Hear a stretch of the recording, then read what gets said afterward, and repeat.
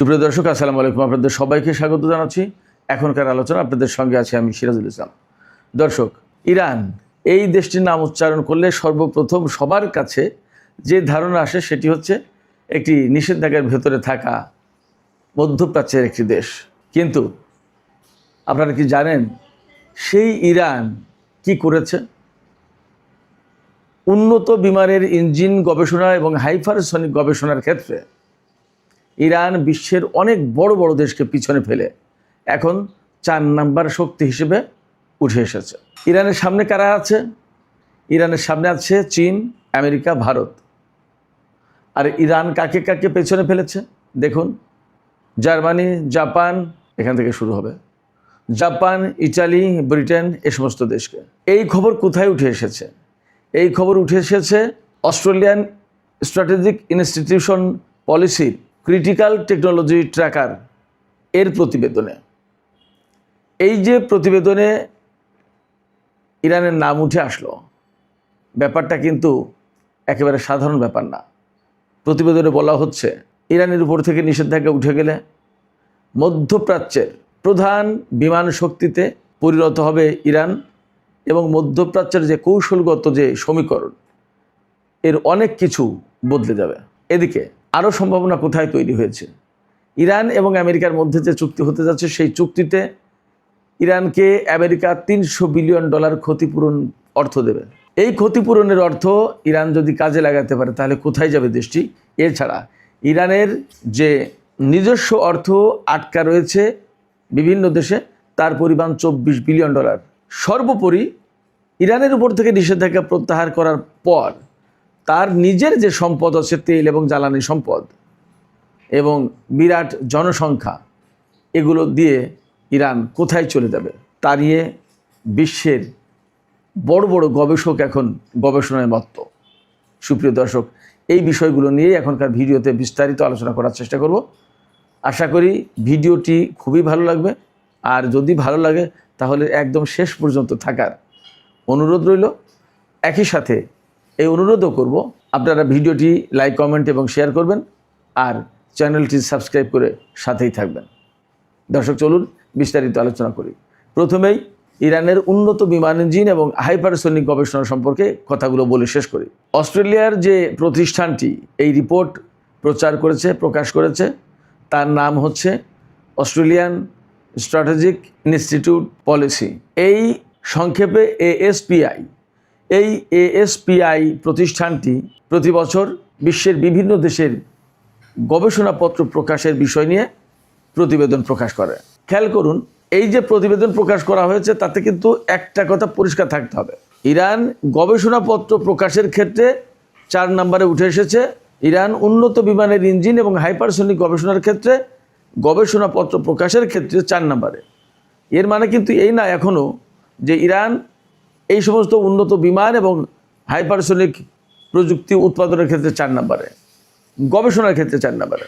এখন আমি আপনাদেরকে একটা কথা বলি, আমি কিন্তু যুদ্ধের আগে থেকেই দুটো কথা বলে আসছিলাম। একটা কথা হচ্ছে ইরানের বিমান শক্তিকে মানুষ যেভাবে জানে, আসলে ইরানের বিমান শক্তি অতটা খারাপ অবস্থায় নেই, অনেক কিছু ভেতরে বদলে গেছে। 1, 2 হচ্ছে যে ইরানের হাতে যে হাইপারসনিক ক্ষেপণাস্ত্র আছে বা হাইপারসনিক টেকনোলজি আছে, এইটা খুব বাস্তব কথা হচ্ছে আমেরিকা, ইসরায়েলের হাতেও নেই। শুনলে হয়তো খুব অবিশ্বাস্য মনে হবে, কিন্তু দিস ইজ রিয়ালিটি। কেন বলছি দিস ইজ রিয়ালিটি? আমি বলতে পারছি এই কারণে যে ইরান যে ক্ষেপণাস্ত্র, হাইপারসনিক ক্ষেপণাস্ত্র ব্যবহার করেছে, আমেরিকার হাতে তো এই ধরনের হাইপারসনিক ক্ষেপণাস্ত্র নেই, এবং ইরানের এই হাইপারসনিক ক্ষেপণাস্ত্র মোকাবেলার মতো টেকনোলজিও আমেরিকা এবং ইসরায়েলের হাতে নেই। এটা মোটামুটি প্রমাণিত। আপনারা সবাই দেখেছেন যে ইরানের ফাত্তা বা খুররাম-5 বা আরও যে সমস্ত হাইপারসনিক ক্ষেপণাস্ত্র আছে, সেগুলো ছুড়লে ইসরায়েল এবং আমেরিকা তা কিন্তু মোকাবেলা করতে পারেনি। একই সাথে আপনাদের নিশ্চয়ই একটু খেয়াল করার কথা বা খেয়াল হতে পারে এখন বলে দিলে, কুয়েতের বিমান ঘাঁটিতে ইরান বিমান দিয়ে, সেই পুরনো মডেলের বিমান দিয়ে হামলা চালিয়েছিল এবং বড় রকমের ক্ষয়ক্ষতির মুখে মার্কিন বাহিনী পড়েছিল, আপনারা সবাই জানেন। এবং সেই হামলা মোকাবেলা করতে গিয়ে অ্যাট এ টাইম আমেরিকার 3টি F-15 জঙ্গি বিমান ধ্বংস হয়েছিল। ইরানের বিমান শক্তির কারিশমা। এখনও ইরানের বিমান শক্তি কিন্তু অ্যাকচুয়ালি দেখায়নি। কারণ ক্ষেপণাস্ত্র এবং ড্রোন দিয়ে যখন কাজ হয়ে যাচ্ছে তখন বিমান শক্তি নামানোর কী প্রয়োজন? আমি কিন্তু সবসময় এই কথা বলে আসছি। তার প্রমাণ কিছু পাচ্ছেন। এখন এই যে যুদ্ধ পরবর্তী মাত্র যুদ্ধ শেষ হলো, এই অবস্থায় অস্ট্রেলিয়ার এই গবেষণা প্রতিষ্ঠান এই রিপোর্ট প্রকাশ করছে। তো এখানে সবচেয়ে বড় যে কথা সেটা হচ্ছে যে উন্নত বিমানের ইঞ্জিন গবেষণায় ইরান যে পজিশনে চলে গেছে, তাতে আসলে এই ইরানকে আর ঠেকিয়ে রাখতে পারবে কেউ? পারবে না। বলাই হচ্ছে যে ইরানের যে বিপুল সংখ্যক জনগোষ্ঠী, মধ্যপ্রাচ্যে ইরান কিন্তু সবচেয়ে জনবহুল দেশ, এত বেশি জনসংখ্যার কারণে সম্ভবত তুরস্ক ছাড়া। তো 9 কোটির বেশি মানুষ ইরানে। জনশক্তি কিন্তু গুরুত্বপূর্ণ জিনিস। আমাদের বাংলাদেশে ছোট দেশ, আমাদের টেকনোলজি নেই, অনেক কিছু সংকট আছে, এই জন্য মনে হয় জনশক্তি আমাদের জন্য বোঝা। কিন্তু বাস্তবতা হচ্ছে যে আপনি যে কোনো কিছু করতে গেলে তো মানুষ লাগবে, জনশক্তি লাগবে। জনশক্তি না হলে তো কাজ করতে পারবে না। সেই জনশক্তি ইরানের আছে, এটাই খুব ইম্পর্ট্যান্ট। এরপরে আপনার ইরানের হাতে রয়েছে তেল, গ্যাস থেকে শুরু করে বিপুল পরিমাণে প্রাকৃতিক সম্পদ। এই সম্পদ ব্যবহার করতে পারলে ইরান ফ্রিলি, মুক্তভাবে যদি ব্যবহার করতে পারে, ইরানের অর্থনৈতিক বুম, অর্থনৈতিক বিস্ফোরণ ঠেকাতে পারবে না কেউ। এরপরে ইরানের যে কৌশলগত অবস্থান, আমি বারবার বলি, একদিকে কাস্পিয়ান সাগর, উত্তর দিকে ইরানের, দক্ষিণ দিকে পারস্য উপসাগর, তার সাথে রয়েছে বিশ্বের সবচেয়ে গুরুত্বপূর্ণ তেল পরিবহনের ক্ষেত্রে গুরুত্বপূর্ণ প্রণালী হরমুজ প্রণালী, যা ইরানের কন্ট্রোলে। এছাড়া বিরাট বড় দেশ, এরপরে শিক্ষিত জনগোষ্ঠী, এবং ইরানের সাথে 15টি দেশের সরাসরি ল্যান্ড এবং সমুদ্র, এই দুই ভিত্তিক সীমান্ত। রাশিয়ার সাথে ইরানের সীমান্ত সমুদ্র ভিত্তিক, কাস্পিয়ান সাগরের মধ্য দিয়ে রাশিয়ায় চলে যাওয়া হচ্ছে, এবং সেখানে কারোর কোনো খবরদারি করার কোনো সুযোগ নেই। সেখানে ইরান এবং রাশিয়া মাতব্বর।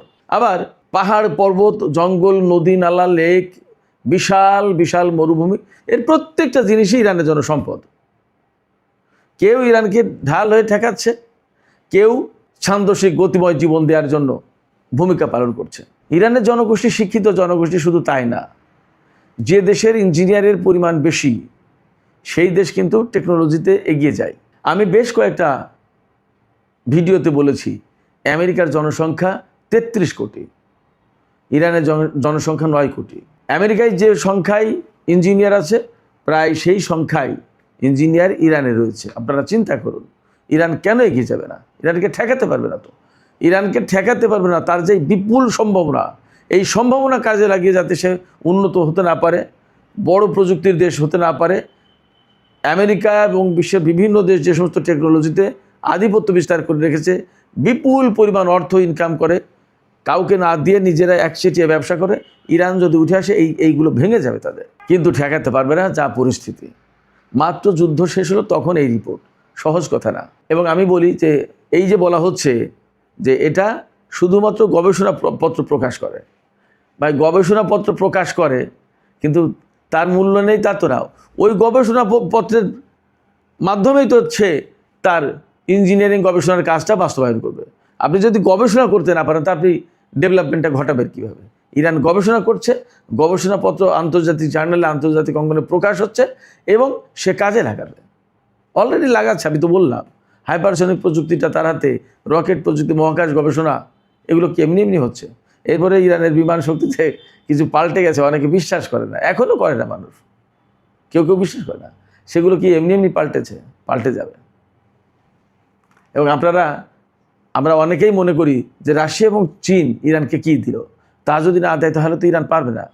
ব্যাপারটা আশঙ্কার জায়গা থেকে একরকমের ঠিক আছে, কিন্তু বাস্তবতা হচ্ছে ইরান কারোর উপরে ভরসা করতে চায় না। আপনারা বিশ্বাস করুন, ইরান নিজের গবেষণা, নিজের উদ্ভাবনী শক্তি, নিজের টেকনোলজি, এর উপরেই ভরসা করতে চায়, এইটা নিয়েই সামনে আগাতে চায়।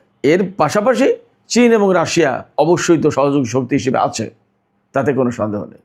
ফলে ইরানকে রিয়েলি আটকে রাখা খুব কঠিন হবে। ইরানের সাথে আমেরিকার যে চুক্তি হতে যাচ্ছে, চূড়ান্ত চুক্তি অনুমোদন যেটা হবে 19 জুন, তাতে ইরানের 24 বিলিয়ন অর্থাৎ $2400 কোটি আটকে থাকা সম্পদ ছেড়ে দেবে।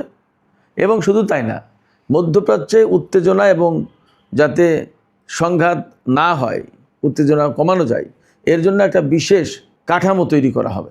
এর পাশাপাশি ইরানকে ক্ষতিপূরণ বা ইরানের পুনর্গঠনের জন্য $300 বিলিয়ন অর্থাৎ $30,000 কোটি দেবে, এর ফান্ড ক্রিয়েট করা হবে। এই টাকাটা যদি ইরানের ডেভেলপমেন্টের জন্য, ইরানের অবকাঠামো নির্মাণের জন্য বা ইরানের সামগ্রিক উন্নতির জন্য যদি কাজে লাগানো যায়, তাহলে ইরান যাবে কোথায় চিন্তা করেন। এই রিপোর্ট দিচ্ছে বার্তা সংস্থা রয়টার্স যে $300 বিলিয়ন একটা ফান্ড ক্রিয়েট করা হবে ইরানের জন্য। এরপরে নিউ ইয়র্ক টাইমস বলছে, আমি পশ্চিমা গণমাধ্যমের খবরগুলোই আপনাদের সামনে তুলে ধরার চেষ্টা করছি, যে ইরানকে হরমুজ প্রণালী কন্ট্রোল করার সুযোগ দেওয়া হবে। আমেরিকার পক্ষ থেকে এই দাবি মেনে নেওয়া হয়েছে, অর্থাৎ এইটা থাকবে ইরানের হাতে। এটা নিউ ইয়র্ক টাইমস বলছে। আর CNN বলছে, মার্কিন গোয়েন্দা সংস্থাগুলো মনে করছে, তাদের মূল্যায়ন, যে হরমুজ প্রণালী যেভাবে ইরানের হাতে ছেড়ে দেওয়া হচ্ছে, তাতে ইরান যে কোনো সময় এই হরমুজ প্রণালী ইচ্ছা করলে বন্ধ করতে পারবে, ইচ্ছা করলে খুলতে পারবে। তার মানে হরমুজ প্রণালী একটা গুরুত্বপূর্ণ ফ্যাক্টর। হরমুজ প্রণালী কন্ট্রোল কিন্তু একটা গুরুত্বপূর্ণ ফ্যাক্টর, এবং ইরানের পক্ষ থেকে বারবার বলা হচ্ছে এর ম্যানেজমেন্টের দায়িত্ব যেহেতু তাদের হাতে থাকবে, পশ্চিমা গণমাধ্যমগুলোই বলছে, ইরান বলছে সেখানে কিন্তু এই হরমুজ প্রণালী এলাকার পরিবেশ সংরক্ষণ, আদার বিভিন্ন খাতে সরাসরি টোল হিসেবেও যদি না নেওয়া হয়, তাহলে বিভিন্ন খাতের জন্য একটা টাকা নেওয়া হবে প্রত্যেকটি জাহাজের কাছ থেকে। তা আপনি যদি বলেন টোল তো টোল, যদি বলেন আদার সিস্টেম মেনটেন্যান্সের জন্য ফি তো তাই, যেভাবেই হোক আপনি টাকা দিতে তাদেরকে বাধ্য, প্রত্যেকটা জাহাজ তাদেরকে টাকা দেবে। আরেকটা রিপোর্ট এসেছে, 19শে জুন যখন চুক্তি হবে তার ওই দিন সকাল 7টায়, সুইজারল্যান্ডে জেনেভায় তো চুক্তি হবে, ওই দিন সকাল 7টায় ইরানের উপর থেকে, ইরানের তেল, গ্যাস এবং তেলজাত পণ্য বিক্রির উপর থেকে আমেরিকা নিষেধাজ্ঞা তুলে নেবে। অর্থাৎ ওই দিন সকাল 7টা থেকে একদম মুক্তভাবে ইরান সারা বিশ্বে তেল, গ্যাস এবং তেলজাত পণ্য বিক্রি করতে পারবে। তো ইরানের হাতে তো বিশাল পরিমাণে তেল, গ্যাস এবং তেলজাত পণ্য। আমি আর কোনো একটা ভিডিওতে বা দু একটা ভিডিওতে বলেছি, ইরানের হাতে যে পরিমাণে তেলের মজুদ আছে, আসলে বিশ্বের কেউ জানে না তা পুরো। কেন বলছে এই কথা? এই কথা বলছে এই কারণে যে অনেক খনির কথা ইরান এখনও প্রকাশই করেনি, প্রকাশ্যেই আনেনি। এই প্রায় মাঝে মাঝেই ইরান ঘোষণা দেয়, আমাদের এত কোটি ব্যারেলের একটা তেলের খনি পাওয়া গেছে, এত ব্যারেল তেল উৎপাদন হবে সেখান থেকে, মাঝে মাঝেই খবর আসে। তো এই যে বিপুল সম্ভাবনা, এই সম্ভাবনা যখন সব কাজে লাগাবে, তখন মধ্যপ্রাচ্যে ইসরায়েলকে তো টপকে যাবেই, মধ্যপ্রাচ্যের প্রধান অর্থনৈতিক শক্তিতে পরিণত হতে পারে ইরান, এমন সম্ভাবনা বিপুল। শুক্রবার সকাল 7টায় যখন ইরানের উপর থেকে নিষেধাজ্ঞা প্রত্যাহার করা হবে, অর্থাৎ তেল, গ্যাস এবং তেলজাত পণ্য ইরান ফ্রিলি বিক্রি করতে পারবে, তখন একটা ইতিহাস সৃষ্টি হবে। গত 7 বছরের ভেতরে এই প্রথম ইরান একেবারে মুক্তভাবে, নিষেধাজ্ঞা মুক্তভাবে তেল, গ্যাস এবং তেলজাত পণ্য বিক্রি করার সুযোগ পাচ্ছে বা পাবে। সুপ্রিয় দর্শক, ইরান এবং আমেরিকার মধ্যে কি চুক্তি হয়েছে এবং আসলে অর্থ, এই বিপুল অর্থ পাচ্ছে কি না, এটা নিয়ে আমাদের সবার ভেতরে যেমন একটা প্রশ্ন আছে, জিজ্ঞাসা আছে, আগ্রহ আছে জানার, যে ব্যাপারটাকে আসলে কি পাচ্ছে। এই জন্য আমি Reuters, CNN, new York Times, সবচেয়ে গুরুত্বপূর্ণ যে গণমাধ্যমগুলো, আমি তাদের কথা উল্লেখ করে জানালাম। এরাই বলছে। ফলে চুক্তি যেটা হতে যাচ্ছে বা চুক্তি যেটা হবে, এটা সত্যিই এখন গুরুত্বপূর্ণ দিক হচ্ছে বাস্তবায়ন করা। ইসরায়েল এই চুক্তি বাস্তবায়নের পথে বিরাট বাধা হয়ে দাঁড়াবে, কারণ তার সামরিক, অর্থনৈতিক, রাজনৈতিক সমস্ত প্রভাব মধ্যপ্রাচ্যে ক্ষুণ্ণ হবে এই চুক্তি বাস্তবায়ন হলে। সেক্ষেত্রে ইসরায়েলকে আমেরিকা কতটুকু সামাল দিতে পারে তার উপর ডিপেন্ড করছে, তার উপরে নির্ভর করছে এই চুক্তি বাস্তবায়নের ব্যাপার এবং মধ্যপ্রাচ্যের বৃহত্তর শান্তির। এখন অ্যাকচুয়ালি বল আমেরিকার কোর্টে। আমেরিকা কিভাবে সেটা ম্যানেজ করবে তার উপরে বাদবাকি ভবিষ্যৎ। আমরা একটি উজ্জ্বল এবং সুন্দর পৃথিবীর সুন্দর ভবিষ্যতের অপেক্ষায় থাকলাম। সুপ্রিয় দর্শক, এখনকার আলোচনা এখানে শেষ করতে চাই। যাবার আগে আপনাদের কাছে জানতে চাই, আপনাদের মতামত জানতে চাই, যে এই যে বিশাল অর্থনৈতিক সম্ভাবনার কথা বললাম, পাশাপাশি ইরানের উন্নত বিমানের ইঞ্জিন গবেষণা, হাইপারসনিক গবেষণার কথা বললাম, আপনাদের কি মোটামুটি বিশ্বাস হলো এগুলো সম্ভব এবং ইরানকে আসলে সেই দিকে এগিয়ে যাচ্ছে? কতটা পারবে তারা? আপনাদের মতামত কমেন্টে জানাতে পারেন। আর ভিডিও ভালো লাগলে লাইক, কমেন্ট, শেয়ার করবেন এবং চ্যানেলটি সাবস্ক্রাইব করে সাথেই থাকুন। আপনাদের সবাইকে অনেক অনেক ধন্যবাদ। আল্লাহ হাফেজ।